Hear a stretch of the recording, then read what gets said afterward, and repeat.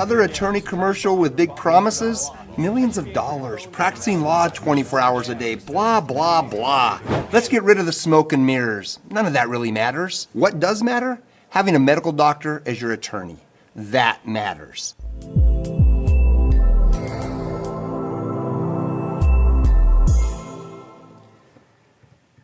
Hey, my friends, good morning. It is Wednesday. It is February 18th. You're watching Peaks2Plains Weather, Mornings with Meister. Matt Meister here, Chief Meteorologist and founder of Peaks2Plains Weather.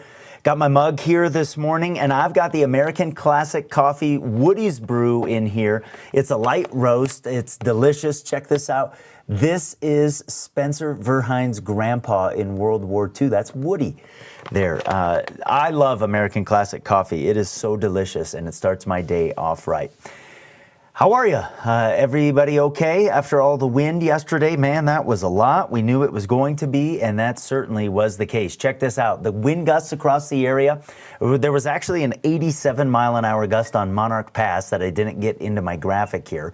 About 7 miles northwest of Cuchara, over 80 miles per hour. A lot of the area, including Pueblo and Colorado Springs, between 70 and 80 miles per hour, and the rest of the area was between 60 and 70. I mean, that was no joke yesterday. We had a fire off to the southeast of Matheson in southern Elbert County, so this is off to the east of Colorado Springs. And they weren't able to get the planes up that look at the fire perimeter, but it was over 5,000 acres. And they got in front of that thing yesterday. Some fantastic work by firefighting men and women from across the area that were responding to that. Pretty sparsely populated area, some agricultural fields in that location. And this is from Jack Swanepoel, who was out there with a water truck yesterday. Lots of people responding to that. We did some live coverage of that yesterday. And we've got more wind in the forecast today. So we've still got winter weather on the way for the mountains, snow in the process of picking up here through the day today before we get a little bit of a break on Thursday. And we do have more fire weather concerns east of the mountains. Today we have a red flag warning that is in effect until 7 o'clock tonight. And yeah, still some wind to deal with. Although during the day today, the strongest gusts are going to be over smaller areas compared to what we had yesterday. I will come back to that in just a little bit. Banjo today, because the wind's not going to be as bad. Well, he's going with a 4 out there today. Still kind of hanging out. He's a little on edge with the wind. You might be as well with the fire weather concerns that we're dealing with today. Canyon City, this gives you sort of the picture here that it's not going to be as bad in many areas like it was yesterday. But if you pick the right spot, and I've grabbed La Vida here in Aguilar, you can see that the wind does pick up through the course of the morning here, and really it's off to the southwest of Pueblo where it will be of most note today. So everybody, I hope you're doing great on this Wednesday here. Yesterday was a little bit of a challenging day. When there are tragedies that happen due to weather that is well forecasted. As a meteorologist, I have found that I carry that with me over the years. It's something that I have learned. And of course, I'm talking about the deadly crash to the south of Pueblo yesterday. If you were in the area, if you know someone that was involved and you would like to come on, share your experience with that, like every day, you can do so here with the links that I've got up in the top left-hand corner.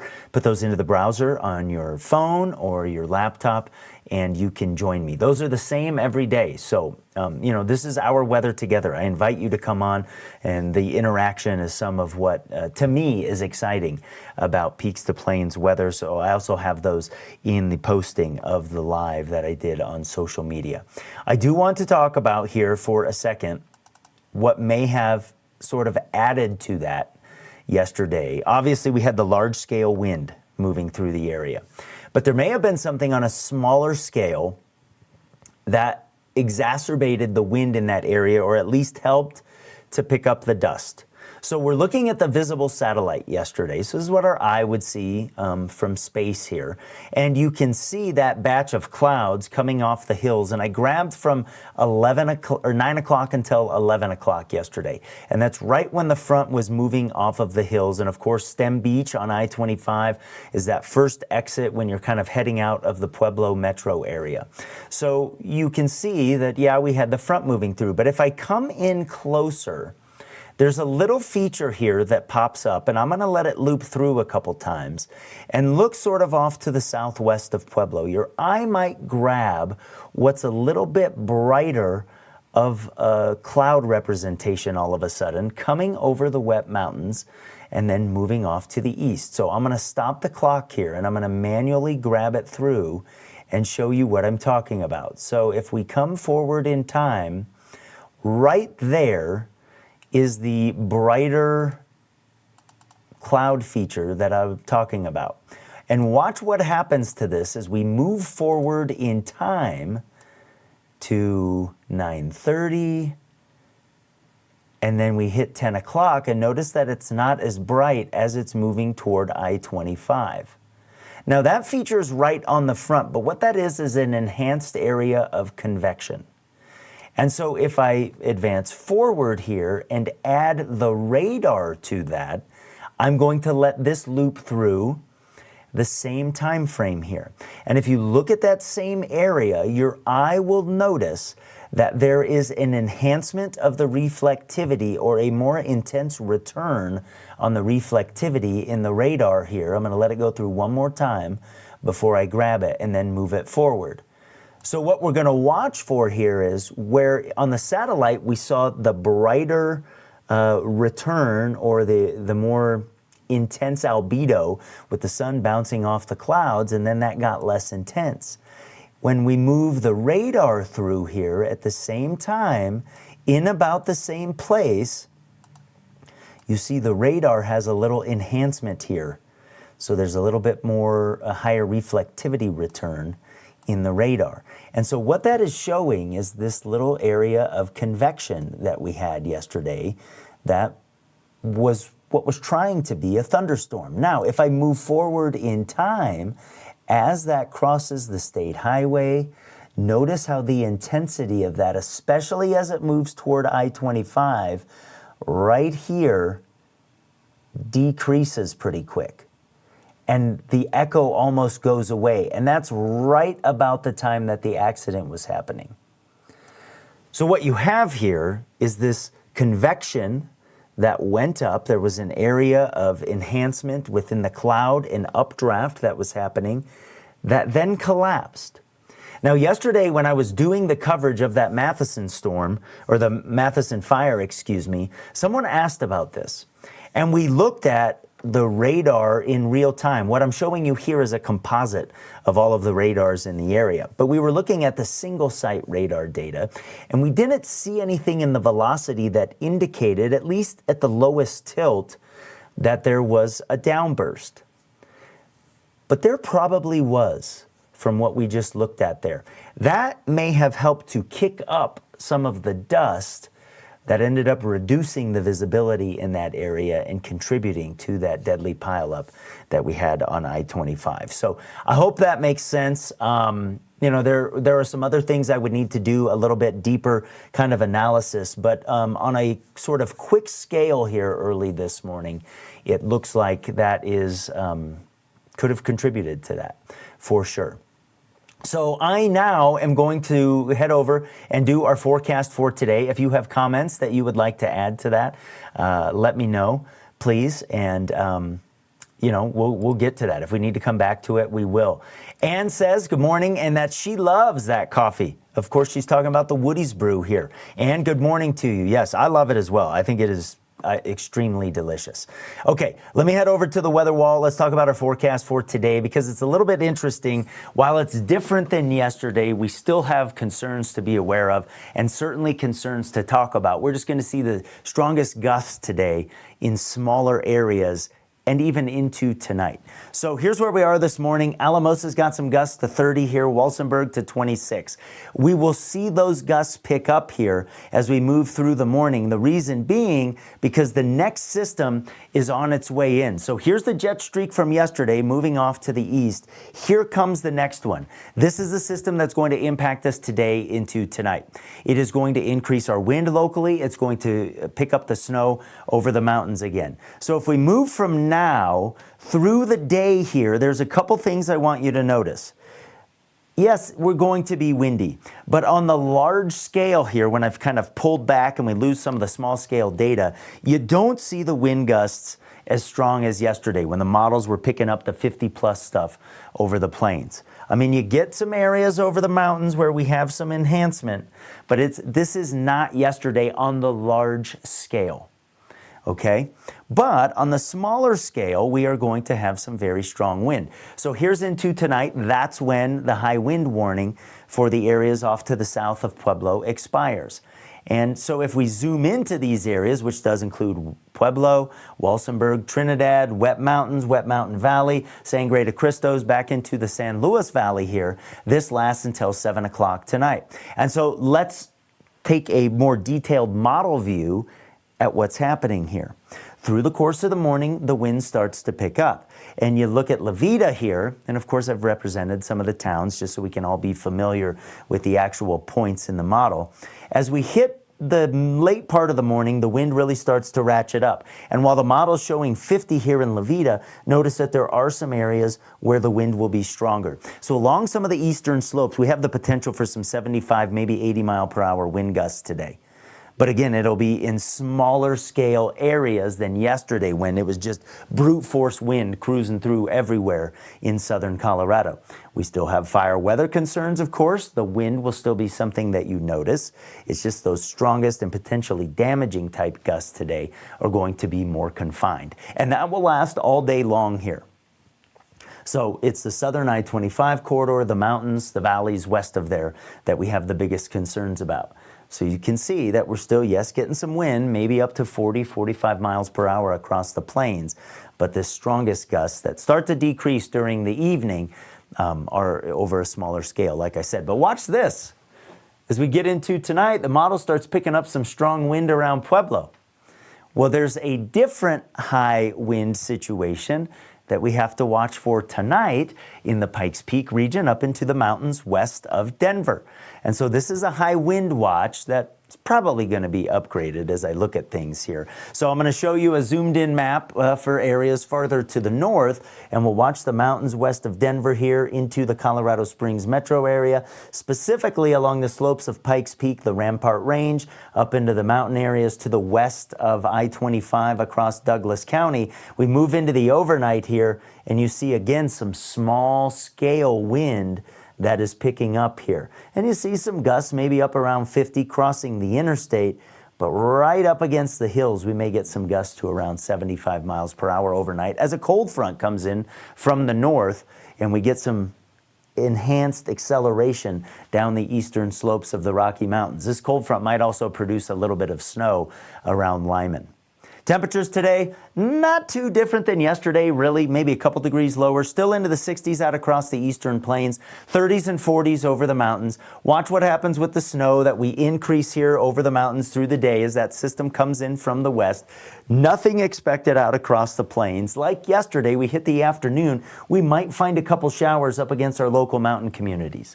And like yesterday, I can't rule out something in the cities, but things will die out in the downslope here as we move through the afternoon. Then we head into tonight and we get a front to come in from the north, and you can see maybe a little bit of snow out here. Probably wouldn't be too much, maybe reducing some visibilities, maybe a little bit of a skiff of snow for somebody, perhaps up to a ½ inch. Then we get into a little bit of a break on Thursday. It'll be a little bit chillier tomorrow than it has been. Single digits and teens over the mountains. We'll get a clearing sky overnight, and mainly teens and 20s for the Front Range and plains, except for some of the areas that have that stronger wind. That'll keep your temperatures up a little bit. You'll probably be into the 30s, maybe even to around 40. Behind the cold front, though, tomorrow, on what will be a quieter weather day for a while, we will be chillier than we have been, with highs only in the 40s east of the mountains, and Colorado's high country only getting into the 20s and the 30s. And yeah, we'll still have some wind to contend with, but it's not Tuesday, that is for sure. So, how you doing, crew? I hope you are doing well. Julia's checking in this morning, and she says, good. No more fires and dust storms, we hope. Yeah, we have the fingers crossed, no doubt about that. Cindy says, good morning, and thanks for sharing your knowledge. She's in Central Colorado Springs. Good morning, Cindy. Thanks for joining us this morning. Maria's checking in. Good morning to you, Maria, and good morning, Kathleen. So as we head through the rest of the day here, we start focusing on our best chance of snow for our local areas here heading into the weekend. And let's talk about how that is going to work here. Because we have what is the last in the series of this week's systems set to move through as we head into Friday. So Thursday will be kind of the quietest weather day of the week, I think. So today's system heads off to the east. There's a little ridge that heads overhead on Thursday. See that little bump in the lines there over Utah? Well, that opens the door for the next system to come in from the west. This one is not going to have the strength of wind that today's will have, that yesterday's had, but it is going to bring us a better chance of snow, at least some snow showers east of the mountains, and I have that in my forecast on the Peaks2Plains Weather app and peaks2plains.com. Once we get that out of here, the weather will quiet down a little bit with a ridge building into the weekend. So Thursday, pretty quiet. Like I said, there will still be some wind, and I'll start to deal with that later on today. But you see over the mountains and over the plains, pretty quiet until we get into Thursday night and that next system starts to come in, picks up the snow again for the mountains. And as we head through the day on Friday, we'll see a chance of some snow and some maybe even rain showers spread off to the east. Probably maybe some wet snowflakes that don't really do anything. But as we move into Friday night, we're already kicking that system off to the east. And so you see the showers decrease. Now, is this going to be an accumulating type snow east of the mountains? I don't think so. We're going to keep all of that up across the high country where you all know that we need it because the snowpack has not been amazing. So you can see in the mountains between now and Saturday morning when we quiet down for a little bit, could get another 1.5 feet or more around Crested Butte and another solid 6 to 12 inches, I think, for the I-70 resorts, for Monarch.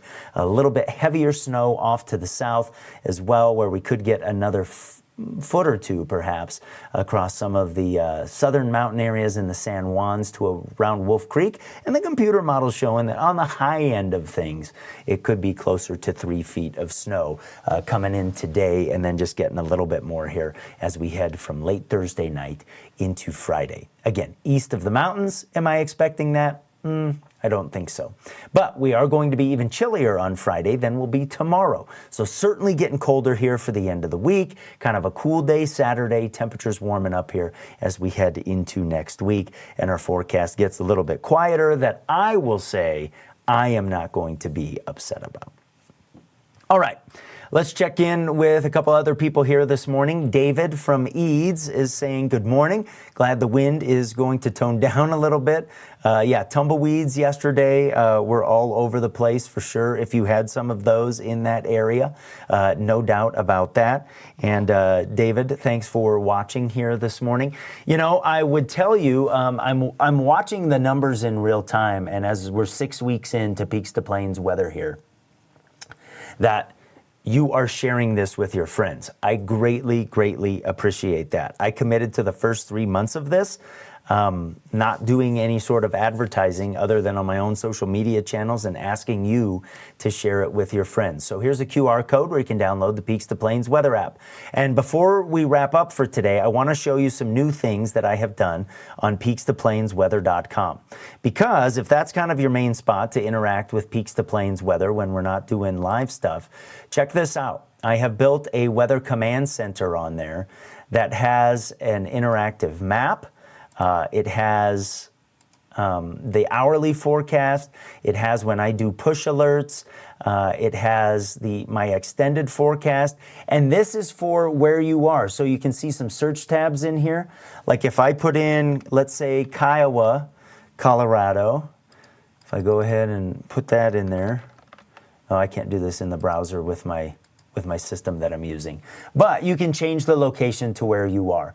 And you go into these locations and you get my detailed forecast here. So if you expand that, you see what I have written there, kind of adding to the details of the forecast, that I think are really, really important. I share some of the uncertainties in there. You want to watch a video, you can scroll down a little bit more, get past the 24-hour channel, and you see the forecast details that I do that are links from YouTube. So if you use this map here, I want to show you a couple different things. There's some really useful tools on here that you can look at. And so get in here and poke around. There is a snow report from the last 24 hours. So this is showing how much snow has fallen across the area. You can drill down on your location if you want. You can look at what has happened in the past. So like if I want to look at satellite and radar here, I can put that on. Again, I'm down in the bottom right-hand corner, and then I can zoom out a little bit. I can loop it down here with the tool, and then I say, okay, well, that's great. I see what's happening now.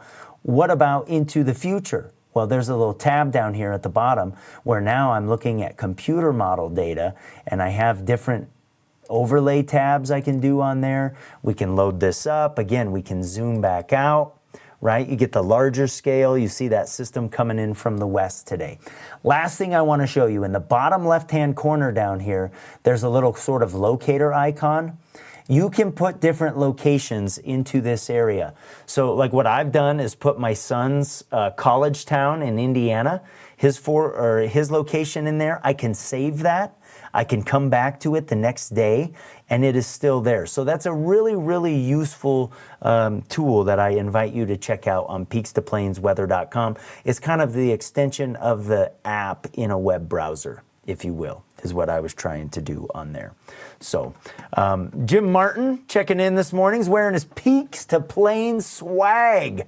Jimmy, thank you for that. I appreciate it. What he is talking about is off of the Peaks to Plains website as well. So since he brought that in, let me show you if you want to get some Peaks to Plains swag, and then maybe someone asks you, hey, what is that cool looking drop that you've got? You can tell them about what I'm doing, and you can tell them to download the Peaks to Plains weather app. So here's the store on Peaks2PlainsWeather.com. Got some cool merch on there. I am wearing, of course, my shirt. I had my cap at the high school basketball game that I was doing PA for last night, so it was cool to see that.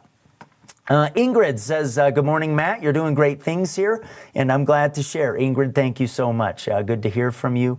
Appreciate it. Let's see what else we got here. Jessica is asking a weather question. I love this. She says, looking at driving back from Grand Junction to the Springs on Friday.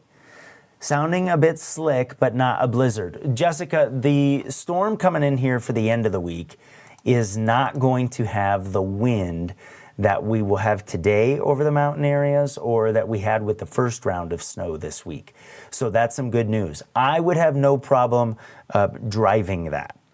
One of the things that has been hardest for me over the years is when people ask, should I go? And like, some people, we have different tolerances for that stuff, right? But she's asking about driving in on Friday. It is as that next system comes in from the west, and you can see that here. But I would go. The heavier snow will be south of I-70 over the southern resorts. I mean, it'll be a pretty drive. How about that? I mean, I can't say that you're not going to have any issues because some people don't have cars with tires that are ready to be up in Colorado's high country and all of that. But I would be able to drive there. So, my friends, that is it for me today. I appreciate you watching Peaks to Plains Weather. Let's see. We've got one more question here before we get out of here. And it's Letitia who says, are you able to add a link to the website from the app? I can do that. Yes. In fact, there is a couple ways to get to the website right now. If you poke around in the app, I have a link to the merch at the bottom of the app. And I can put a link to the website on there as well. But the easy thing to do, just in a browser on your phone or whatever, just peaks2plainsweather.com. Of course, Peaks with the number 2 is how we do. So my friends, have a great day. I will be here. If there is a fire or something like that, I will be on covering it. That's what Peaks to Plains Weather is about. We did that yesterday. We'll do that again today. Let's keep our fingers crossed that that doesn't happen. Kudos to all of our fire crews yesterday who were cruising around, helping each other, folks that were getting to that fire off to the east of Matheson. They were getting backfilled by other crews and everything. Of course, lots of emergency responders were down on the accident on I-25. So it was a busy day for our first responder crews yesterday. My friends, thanks for watching Peaks to Plains Weather, and I will be back tomorrow morning, or if the weather requires later on today. I'll have updates all day long, though. Peaks to Plains Weather app, peaks2plainsweather.com. Have a good Wednesday.